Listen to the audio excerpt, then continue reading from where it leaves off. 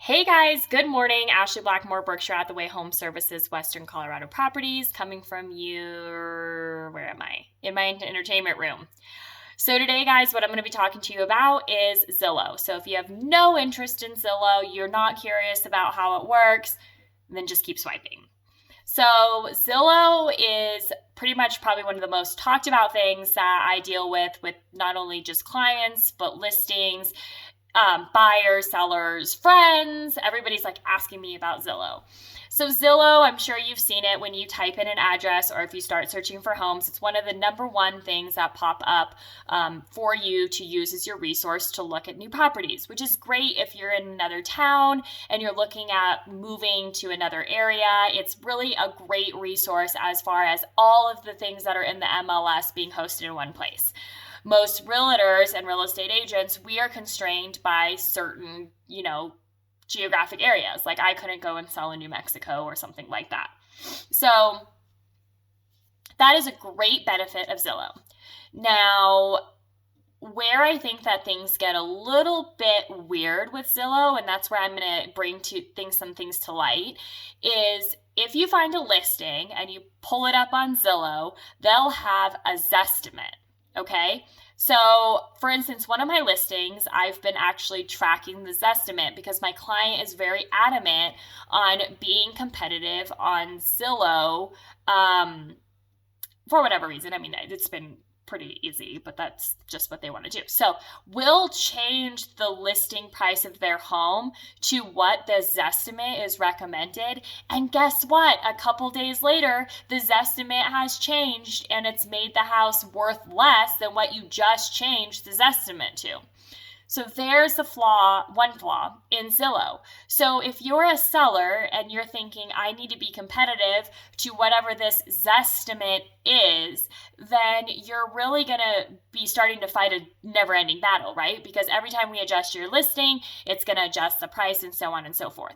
Now, where another issue is on Zillow is that Zillow makes their money by charging every realtor or company to host their listings on their website. So they have created almost a monopoly. They're like, if I don't pay in, if I'm a realtor, then I'm going to not be able to showcase my clients' listings on Zillow. So how good of a job am I going to be doing for my client? Which is kind of frustrating, but it's fine. If you've got your listing on there, you'll still be the number one agent. Where it gets sketchy for buyers that are moving to the area outside of, another location. So Zillow also makes their money by letting realtors pay for X amount of leads to them.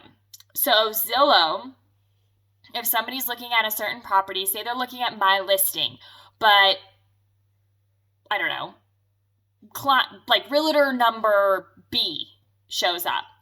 Zillow will boost number B, who's paying, say, $1,000 to $2,000 or whatever dollars a month, in front of the buyer that's looking at the property. So that may mean that agent number B doesn't know anything. It is a totally terrible realtor, but they're paying for the advertising, so they're getting promoted. And sometimes I feel like my clients that accidentally end up going with those people, and realtor.com does the same thing, they're like, I inquired and I got like a weird person back. I'm like, yeah, because that's how they make their money.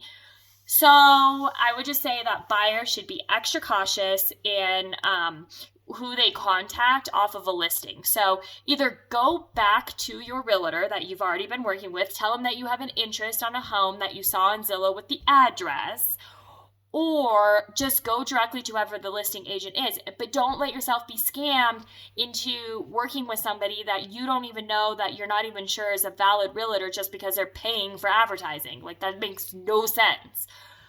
So pretty much that's the two main things that I have noticed with Zillow. But also, the Zestimate thing. It drives me crazy. And so Zillow just uses algorithms to generate their Zestimates. And sometimes they're accurate, sometimes they're not. Sometimes they were like, they're too good to be true. And sometimes they're like way over what a realtor would suggest to list a home at. And then that just makes us look bad because then we're arguing with a robotic algorithm about how much somebody's home is worth.